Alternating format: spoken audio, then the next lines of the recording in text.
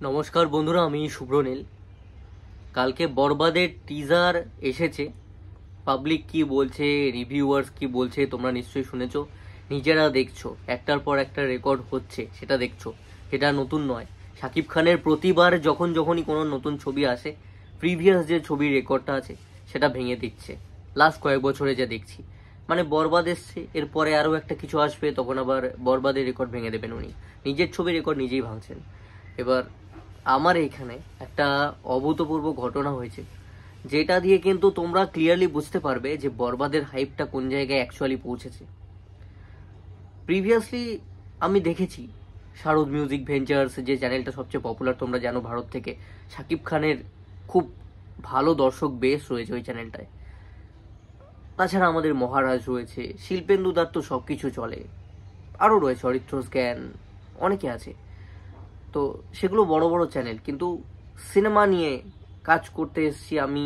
খুব একটা রেগুলার নই, তার মধ্যে আমার ভিডিও সংখ্যা খুব কম। সব সিনেমা নিয়ে কথা বলি তেমনটাও নয়। চেষ্টা করছি ইনভলভ হওয়ার ওদের দেখে দেখে, যদিও এই কথাটা অনেক দিন ধরে বলছি, বিগত হয়তো লাস্ট 1 বছর ধরে। তবু এখনো পর্যন্ত ডেভেলপ করতে পারিনি নিজেকে সেইভাবে। চেষ্টা করছি যতটা ভালো করা যায় করব। মোদ্দা কথা, ইন্টারভিউ দিয়ে শুরু করেছিলাম। আমার ব্যাপারে যারা জানো না, যারা নতুন করে দেখবে, তারা আমার চ্যানেলটা চেক করে নিও। আমি অ্যাকচুয়ালি সিরিয়ালের বেশিরভাগ বলতে পারো আমাদের এখানকার বাংলার যারা রয়েছে তাদের ইন্টারভিউ দিয়ে চ্যানেল শুরু করেছিলাম। সেগুলো খুব ভালো চলতো। পরবর্তীতে সেখান থেকে নিচ চেঞ্জ করে, ক্যারেক্টার মানে ক্যাটাগরি চেঞ্জ করে দিয়ে চ্যানেলের আমি সিনেমার দিকে ঝুঁকি, সিনেমার দিকে আসতে শুরু করি। আর নিজে বসি। আমি কিন্তু প্রথম থেকে আমার এই চ্যানেলটায় নিজে বসতাম না। আমি অনেকটা পরে বসতে শুরু করি। শুধুমাত্র আমাদের এখানে সৌমিত্রিষা কুণ্ডু, খুব জনপ্রিয় অভিনেত্রী, তার যখন ভিডিও হতো তখন আমি কথা বলতাম। তাছাড়া কারোর কিন্তু আমি বসে কথা বলতাম না। রিসেন্টলি 1 বছর ধরে হয়তো আমি নিজে বসছি। তার আগে আমি কোনোদিন ভাবিনি যে আমি শুধুমাত্র নিজে বসে ভিডিও করব, সেটা দুপার জন্য দেখতে পারে। এবার এই কথাগুলো বলার উদ্দেশ্য হচ্ছে, সিনেমার অনুযায়ী আমার এই চ্যানেলটা কিন্তু খুবই ক্ষুদ্র, খুব সামান্য দর্শক বেস আছে। সেটা হয়তো 1,500 হতে পারে বা 2,000 হতে পারে, এটুকুই। শর্টসের জন্য প্রচুর সাবস্ক্রাইবার্স রয়েছে, যারা হয়তো অন্য সেলিব্রিটিকে দেখে পার্টিকুলারলি এসছে। সৌমিত্রিষার একটা হিউজ দর্শক বেস আমার এখানে রয়েছে। সিরিয়ালের একটা দর্শক বেস আছে। কিন্তু সিনেমার খুব ক্ষুদ্র আমার এই চ্যানেলটা। দেখতে তোমরা বিশাল বড় ভাববে, কিন্তু খুব ছোট্ট চ্যানেল। যারা আমার কথা শুনে হয়তো আমাকে সাবস্ক্রাইব করেছে সিনেমার জন্য, হয়তো সেটার সংখ্যা 1,000-1,500। তো সেই একটা চ্যানেলকে দিয়েই তো বিচার করতে হবে, ওই দর্শক বেস, ওই রিচ সিনেমার দিকে। যেহেতু নিচ চেঞ্জ হয়ে গেছে, চ্যানেলটার ক্যাটাগরি চেঞ্জ হয়ে গেছে, সেখানে দাঁড়িয়ে শাকিব খানকে নিয়ে ভিডিও বানালাম।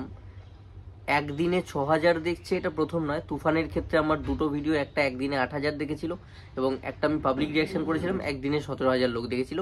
আর আগে যখন ভিডিও করতাম তখন তো 20,000, 30,000, 40,000। জিদ্দার প্রিমিয়ারের ভিডিও আমার একদিনে 60,000 ছিল। 5 মির্জার একটা ইন্টারভিউ ছিল, একদিনে 42,000। এগুলো ছিলই, এগুলো হয়েছে আমার সাথে।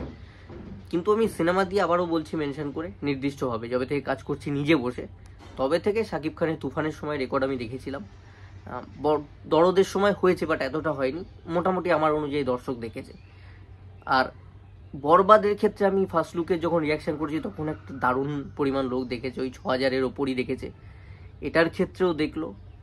এবং তাছাড়া যেটার জন্য এই ভিডিওটা বানাতে বসা এবং শারদ মিউজিক ভেঞ্চার্সের নামটা নিয়ে আসা, আমি নিজে একটা সময় ভিডিও করেছিলাম যে শারদ মিউজিক ভেঞ্চার্সের এখানে শাকিব ফ্যানদের এতটা পাওয়ার, ইনফ্যাক্ট সব চ্যানেলে, কিন্তু শারদ মিউজিক ভেঞ্চার্স তো একদম ক্যাটাগরাইজড ওদের জন্য। সাকিবিয়ানদের কাছে খুব প্রিয় একটা চ্যানেল তোমাদের।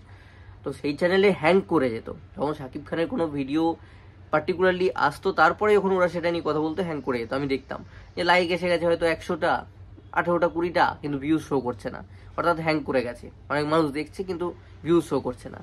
কালকে আমার ক্ষেত্রে ওটা হলো। আমি জীবনে আশাও করিনি। আমার খুব ক্ষুদ্র চ্যানেল, যে কারণে এত কিছু মেনশন করলাম। সিনেমা নিয়ে আমার কত সাবস্ক্রাইবার আছে, কত কি হতে পারে, তোমাদেরকে জাস্ট হিন্টস দিতে দিতে এলাম বোঝাবার জন্য। সেই চ্যানেলে দাঁড়িয়ে যদি হ্যাং করে যায়, ক্রাশ করে যায়, আমি দেখতে পাচ্ছি না। আমি মোটামুটি আধ ঘন্টা ভিউজ দেখতে পাইনি। আধ ঘন্টা পর দেখলাম ওই 350-400 মতন ছিল। তারপর 1 ঘন্টায় তো 1200-1300 মতন ভিউজ এসেই ছিল। তো এইটা হচ্ছে সাকিব খানের স্টারডাম, এইটা হচ্ছে পাওয়ার।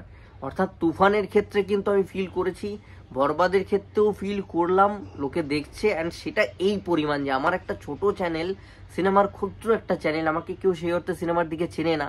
আমার এই মুখটা খুব কম লোক হয়তো সেই অর্থে চেনে, সেলিব্রিটিদের জন্য আমার এই চ্যানেলটা চেনে হয়তো অনেকে, কিন্তু আমার জন্য এই চ্যানেলটা খুব কম লোক চেনেছে। সেই চ্যানেলে ক্র্যাশ করে যাচ্ছে, ভাবতে পারো একটা বড় চ্যানেল যেখানে সিনেমার জন্য 80,000, 90,000, 1 লাখ দর্শক, 40-50 হাজার রয়েছে, তাদের ক্ষেত্রে অন্যরকম ব্যাপার। কিন্তু আমার ক্ষেত্রে, আমার মতন এই ক্ষুদ্র চ্যানেলে যদি ক্র্যাশ করে যায়, তাহলে অন্যদেরটা আশা করো কিরকম অবস্থা, অর্থাৎ হাইপটা কোন জায়গায় গিয়ে পৌঁছেছে সেইটা বোঝাবার জন্য আমি এতগুলো কথা অ্যাড করলাম।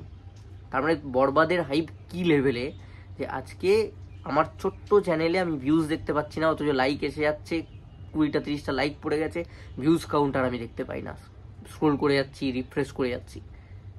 তো পাওয়ার অফ সাকিব খান, অ্যাকচুয়ালিতেই উনি কিন্তু মেগাস্টার। ওনাকে যে যেমন বলুক, আমি যদি মনের মধ্যে এটাও ধরে বসে থাকি, বা কেউ যদি ধরে বসে থাকে, আমার যদি খুব রাগ হয়ে থাকে ওনার প্রতি, আমি যদি অপছন্দও করি, কেউ যদি অপছন্দ করে, তার সত্ত্বেও মেনে নেওয়া আমার মনে হয় উচিত যে লোকটা সত্যিকারের একজন মেগাস্টার, সত্যিকারের স্টারডম আছে, মানে হ্যাটস অফ লোকটাকে।